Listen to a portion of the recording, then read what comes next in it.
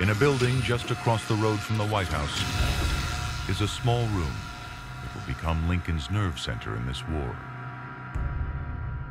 And at its heart, a simple device that will transform how this war is fought and won: the telegraph.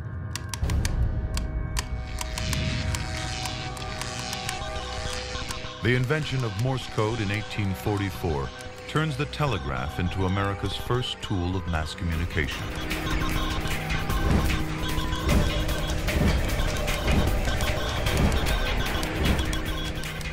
Quickly encoded, the basic system of dots and dashes is ideal for brief messages. Like Twitter today, it needs just seconds to send them and transcribe them. Where messengers previously took days, on horseback, over hundreds of miles, and across every kind of terrain. Now, the country's 50,000-mile telegraph network means communication is almost instantaneous. As telegraph poles snake out alongside the railroad lines, this vast country begins to shrink.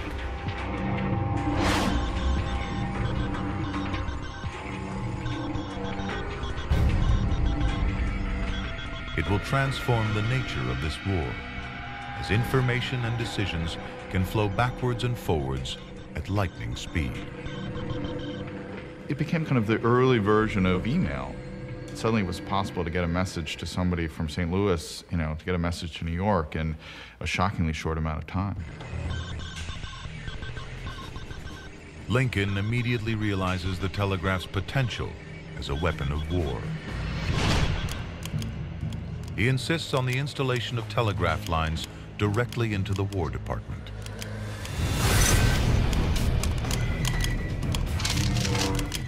And he quickly acts to place all telegraph facilities in the Union under military control.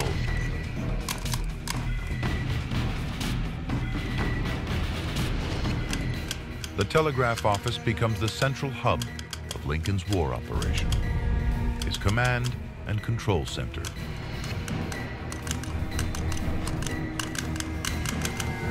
He even takes to sleeping here at busy times. The telegraph office manager, David Homer Bates, describes how Lincoln obsesses over every scrap of news from the front, sometimes reading dispatches word by word as they are deciphered.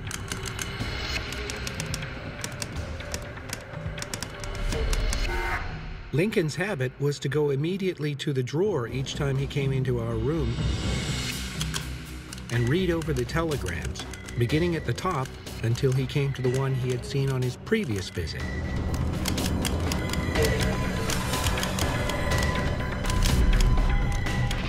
The North's telegraph network spreads its tentacles far and wide, sucking information back to Lincoln and his commanders in Washington. It gives him a vast strategic overview, providing him an unrivaled insight into his commander's tactical thinking. Lincoln himself was able to stay on top of literally hour-by-hour developments in the course of individual battles. That had never happened before. To the irritation of his generals, it even allows him to issue his own direct orders, telling them how to fight. In one campaign, with General Lee's forces threatening Washington, Lincoln responds by telegraphing direct orders to his generals.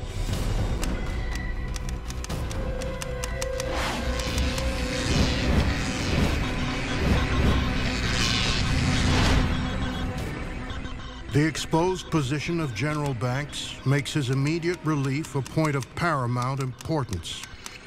You are therefore directed by the President to move against Jackson at Harrisonburg.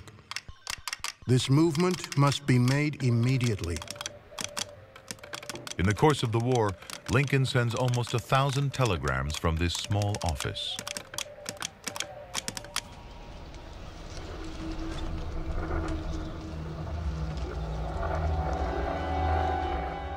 But the South never grasped the potential of the telegraph in creating a centralized command and control system.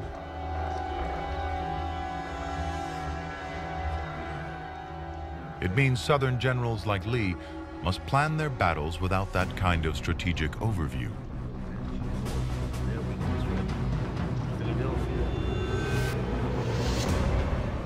As the war continues, Lincoln brings down the hammer of his war machine.